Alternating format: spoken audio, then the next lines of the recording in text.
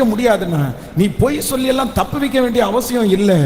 உன்னுடைய நாள் இருக்கிற வரைக்கும் யாரும் உன்னை தொட முடியாதுன்னு கர்த்தர் வாக்கு கொடுத்தார். அல்லேலூயா. சோ 3 நம்பர் 3, மோசையோடு இருந்தது போல உன்னோடும் இருப்பேன்.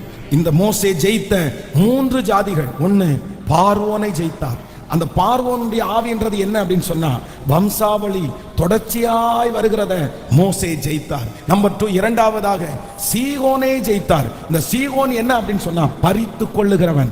அந்த டீமை ஜெயிக்க ஆண்டவர் பலன் தந்தார். நம்பர் 3, மூன்றாவதாக ஓக் என்கிறவரை ஜெயிச்சார். இந்த ஓக் அப்படின்றது யாருன்னா பயப்படுத்துகிறவன்.